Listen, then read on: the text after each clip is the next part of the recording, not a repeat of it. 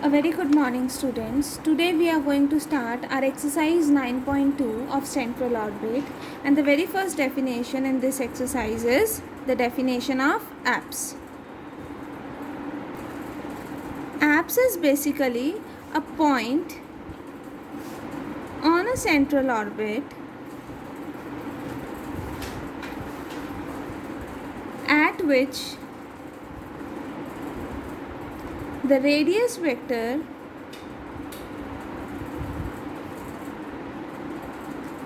drawn from the center of force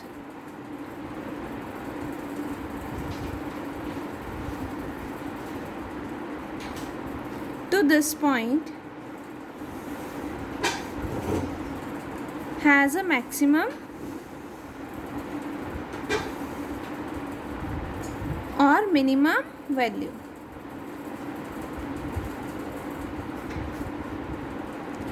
last exercise में हमने discuss करा था what is centre of force and what is central orbit.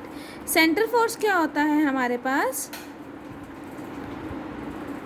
जब भी हमारा कोई पार्टिकल इस तरीके से मूव करे so that it passes through a fixed point, that is हमारा पार्टिकल इस तरह से मूव करे कि वो फिक्स्ड पॉइंट से पास करे, तो वो क्या बन जाता है?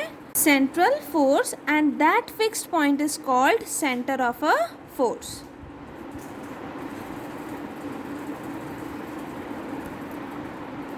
ठीक है students, and the path traced by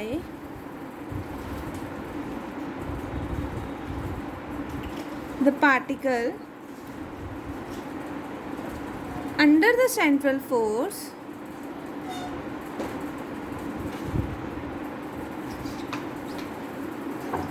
is called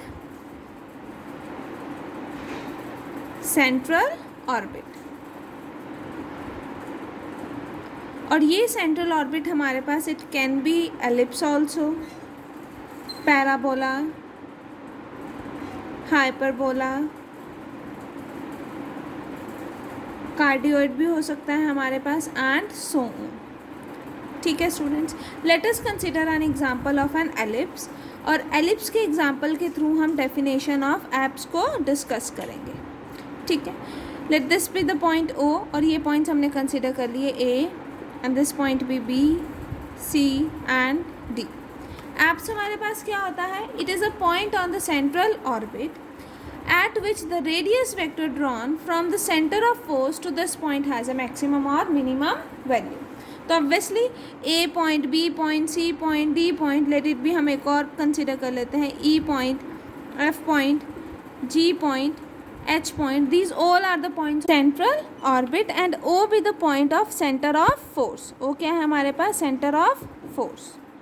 ठीक है, एप्स बेसिकली क्या होता है? It is a point on the central orbit जहाँ पर हमारे पास रेडियस वेक्टर ड्रॉ करेंगे from this centre of force, मतलब ओ से टू दैट पॉइंट, वो हमें क्या दे? मैक्सिमम वैल्यू दे या फिर मिनिमम वैल्यू दे. तो ऑब्वियसली हमें पता है कि मैक्सिमम वैल्यू क्या आएगी जब हम रेडियस वेक्टर ड्रॉ करेंगे from the point O to A and O to C. ठीक है, और मिनिमम वैल्यू कब आएगी? जब हम रेडियस वेक्टर ड्रॉ करेंगे from the centre of force to the point B and to the point D. Obviously हमें ये भी पता है कि एलिप्स में O is equals to O C होता है and O B is equals to O D होता है. तो इसका मतलब यहाँ पर हमारे पास एप्स पॉइंट क्या हो गए? That is the point A and point B. ठीक है, क्योंकि ओ ए और ओ सी क्या है? सेम है, तो we can write the point as A also, या फिर आप ऐसे मेंशन कर सकते हैं that point A B C D are the apse point. ठीक है, and reference to the point A and C हमारे पास क्या आ रही है? मैक्सिमम वैल्यू आ रही है, and reference to the points B and D हमारे पास क्या आ रही है? मिनिमम वैल्यू आ रही है. ठीक है स्टूडेंट्स, यहाँ तक समझ आया एप्स की definition.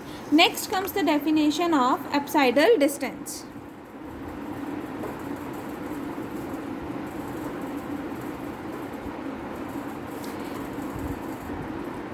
The distance between an apse and the center of force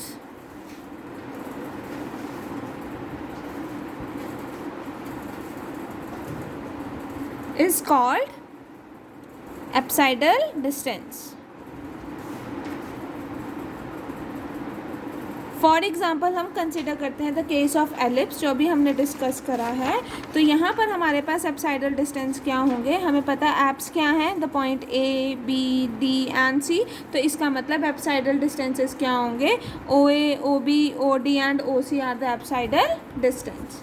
ठीक है, so we can write it here as O A O B O C and O D are the apsidal distances.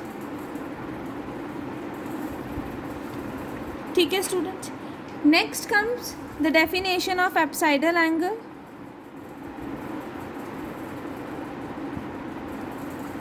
The angle between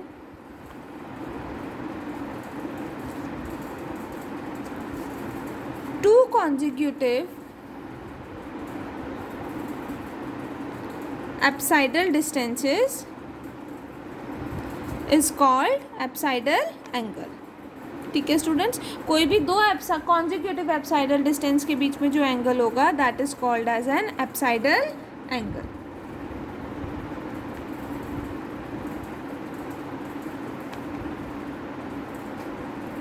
ठीक है students, now comes the very first theorem of this exercise which is at an apse the particle moves at right angle to the radius vector, that is at an apse the radius vector is perpendicular to the tangent, which means that हमें prove करना है कि apps पर जो हम tangent बनाएंगे वो क्या होगी, परपेंडिकुलर होगी to the radius vector.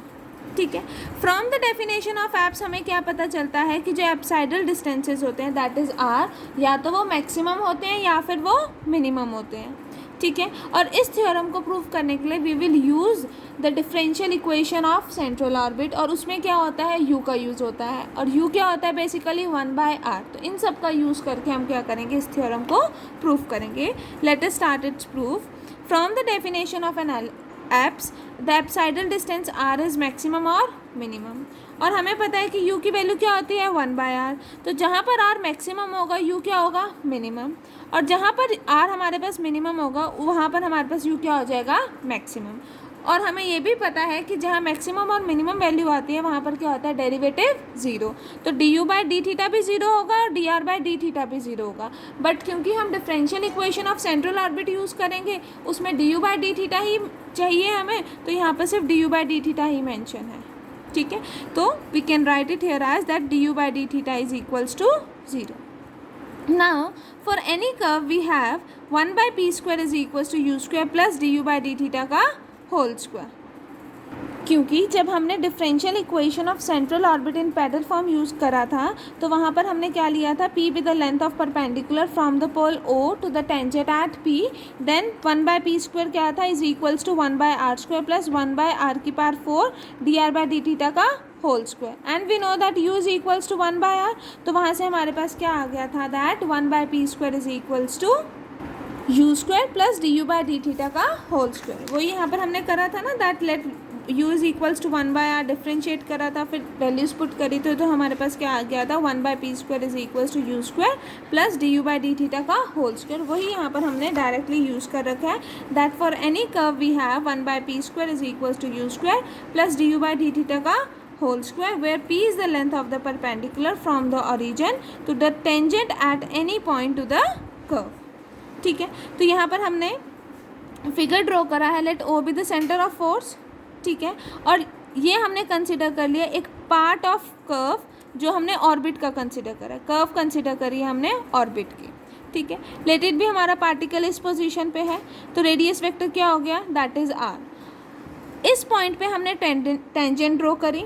Tangent draw करी तो सेंटर ऑफ फोर्स से हमने इस टेंजेंट पे एक परपेंडिकुलर डिस्टेंस ड्रॉ करा, दैट इज़ p. हमें क्या प्रूव करना है कि एप्स पर, दैट इज़ एप्स पर जब हम टेंजेंट ड्रॉ करेंगे तो वो क्या होगा, परपेंडिकुलर होगा टू द रेडियस वेक्टर. मतलब हमने ये एंगल फाई कंसिडर कर लिया and we are to prove that कि this phi angle is equals to 90 degree. ठीक है students, now let us start. अब आपको पता है du by D theta is zero, तो यहाँ पर वैल्यू सब्स्टिट्यूट करोगे तो क्या आ जाएगा, 1/p² is equals to u square. Also you know that u की वैल्यू क्या है, 1/r, तो आपके पास क्या आ जाएगा, 1/p² is equals to 1/r का square, that is p is equals to r। अब इस फिगर में देखिए, ये परपेंडिकुलर है, ये हाइपोटेनियस है, ठीक है, and this angle is phi, तो p/r क्या हो जाएगा हमारे पास, साइन फाई, ठीक है, दैट इज p की वैल्यू क्या आ गई, r साइन फाई, वो यहाँ सब्सटीट्यूट करी, that r sine phi is equals to r, that is sine phi is equals to 1, means phi is equals to 90 degree, means apse पे जब हमने tangent draw करी तो वो क्या आई, परपेंडिकुलर आई to the radius vector. Thus, at an apse, the particle moves at right angle to the radius vector, or the radius vector is perpendicular to the tangent. यही हमें प्रूफ करना था. This completes the proof of this theorem. ठीक है students. Only this much for today class. Thank you.